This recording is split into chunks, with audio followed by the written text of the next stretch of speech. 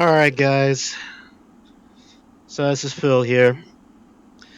I posted the video about autopilot and the RJ100.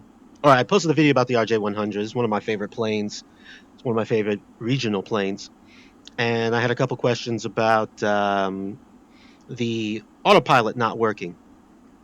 So, if you've flown other planes like this or smaller planes before, you would know that you have to make sure that not only do you engage the autopilot, but you also have the autopilot following the FMS. So, some key tips for this guy. I'm doing it here in VR, so I can point it out a little easier for you. Is when if you're doing cold and dark, or maybe even if you're doing, an auto start, whatever you're doing. First things first, make sure your autopilot master is on. Your autopilot master should be on. If it's not on, the autopilot's not going to work. That's first things first.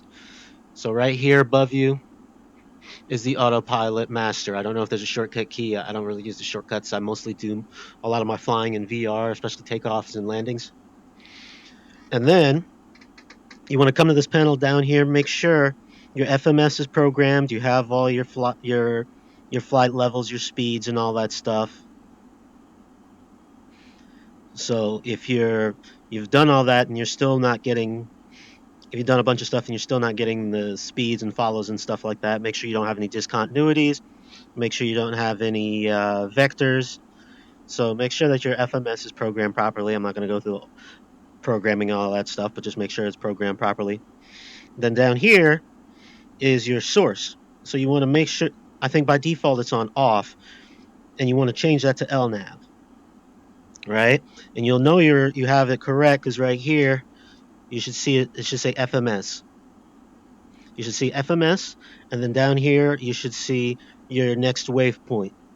If you have that set up correctly, then you should be good. Then, now this, it doesn't, I haven't really seen it make an issue, but I do it, especially if you're doing ILS approaches and stuff like that, or you want to make sure your stuff is good. Your bearings, you can change this guy. I think default is off. You can change it to VOR or ADF, and that'll give you some further information for any VORs or ADFs or waypoints that you're flying to. You can change that, but I don't think that really matters. I do it, but you don't have to change that. The important thing is to make sure that you're set to LNAV, your FMS is programmed properly, and your autopilot master is on. Now, what I typically do is I don't fly autopilot out.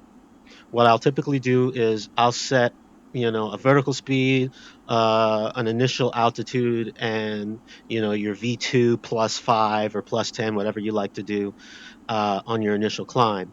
So before you take off, you know, just make sure that your speed is set and your altitude is set, and you turn the flight director on. Leave your master off, your auto throttle master off.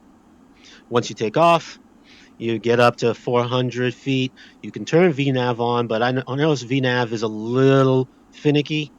So what I'll do is I'll typically climb up to the 1,000, and then I'll turn my VOR. I'll turn the VOR lock on, and that engages the FMS. The autopilot engage should come on automatically in this plane. If it doesn't, make sure your flight director's on, and these guys should engage automatically.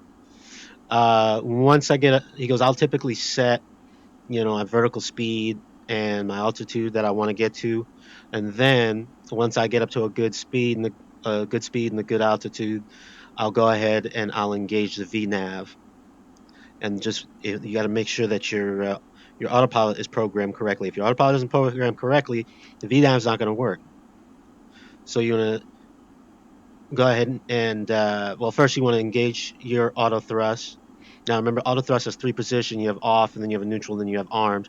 So make sure it's all the way up to armed, and then you go ahead and engage your VNAV, and you should be good. It should be climbing up. It should be working properly, and it should be following your route. Make sure that when your route is set, that you have the correct waypoints. You don't have any discontinuities or vectors, and you should be good.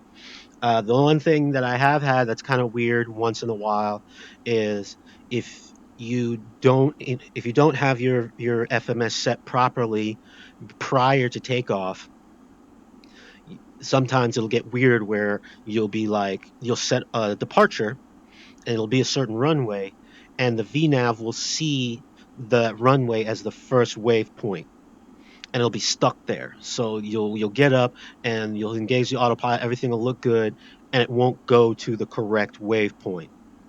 So it'll be stuck at the first waypoint. So make sure you go. Typically, I've had this problem because because I set the wrong runway. So make sure you're at the right runway.